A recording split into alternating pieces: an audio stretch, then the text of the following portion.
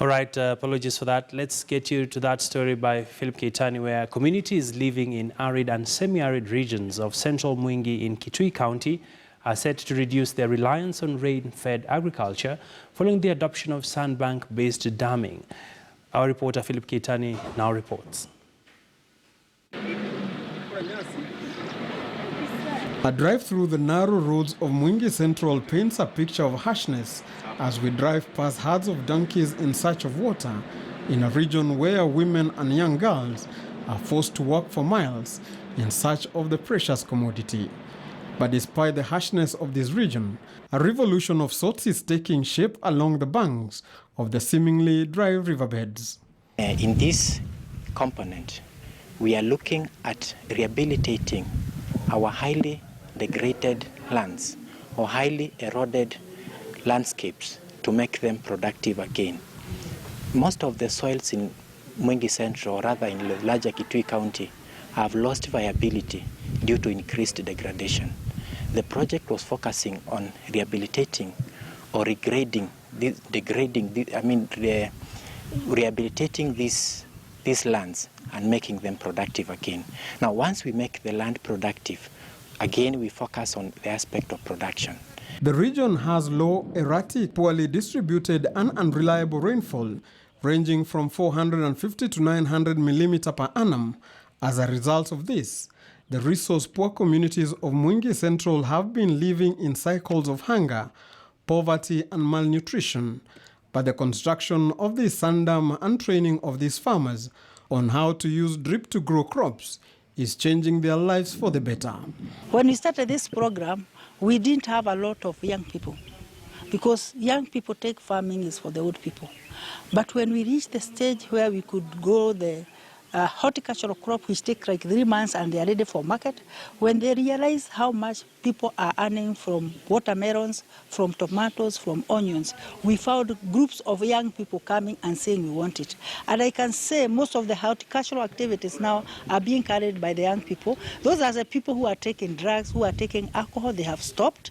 And we can have a testimony from the administrators, and they even said it when we had the stakeholders workshop, that the rate crime has reduced because of the young people being engaged in productive activities. Nilianza hii kazi ya mboga 2011, lakini ikawa kiangazi unajua ilikuwa mingi, maji kaenda chini kabisa, ikawa maji sio mingi. Mimi nikaamua kuachana na kazi ya mboga. Lakini wakati nimerudi huku 2018, nikakuta Andro ametengeneza hii sand dam hapa. Nikakuta maji imekuwa juu, hata unaweza piga na mashine. Beleni huku unaweza piga hiyo maji na mashine, ulikuwa unabeba kwa mkono. Sasa nikaamua kurudi ile kazi ya mboga, ni vile maji imekuwa mingi. The Rehabilitation of Ecosystems and Agricultural Project REAP is a 3-year food security project that is aimed at strengthening the resilience and the adaptability capacity of smallholder farmers to climate change. The project does this through the implementation of food security as well as rehabilitation of landscape for sustainable increase of household income in context of poverty reduction. Most of the problem at household level starts with food.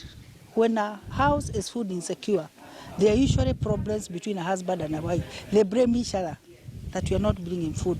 But when you work in a project that increases the food production and people are not hungry, that is the first step to a cohesiveness of a family. Before Andro haikuja, kina mama hatukuwa tunajua kujitafutia pesa, tulikuwa tunashoma makaa, tulikuwa tunaokota kuni tukaenda kuuza, lakini Andro ilitusomesha kama tunaweza pata pesa kutoka kwa mboga. Sasa sisi tunajitegemea na hii mboga. The project is implemented by the Adventist Development and Relief Agency ADRA Kenya with funding from BMZ Germany and ADRA Germany. The project is executed in collaboration with the Ministry of Agriculture, Water and Irrigation, Department of Forestry, Gender and Social Services, the local community, and the local administration. Kabla tuanze hii kilimo kuna washirika walikuja wanaitwa wana Andra.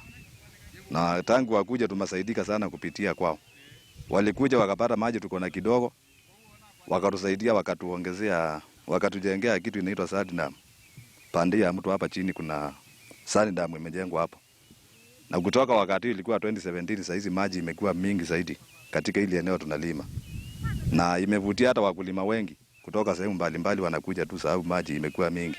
So far, the 3-year project has transformed the lives of 3,415 households directly and more than 6,800 households indirectly.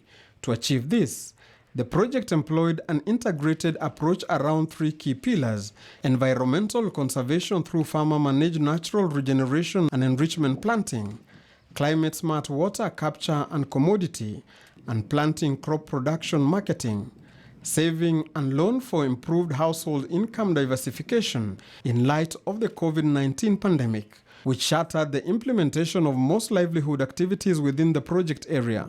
The REAP project adjusted its activities, especially those involving meetings, to reduce the possible negative effects of the pandemic on project activities and the beneficiaries. Wakati hatukukuwa kwa ANDRA, hatukukuwa vile tunaweza kula vegetables ama sukuma ama mboga. Tulikuwa tu twapika kidheri twakula. Na alafu tukasomeshwa mambo ya table bagging. Sasa wakati huu tunajua kupanda mboga kwa nursery, kutengeneza nursery ya kutoa mboga. Tunajua kupanda na drip.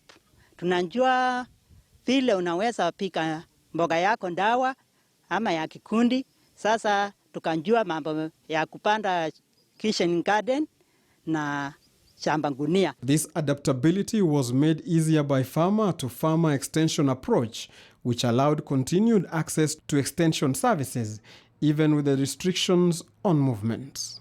Philip Keitany, KTN News.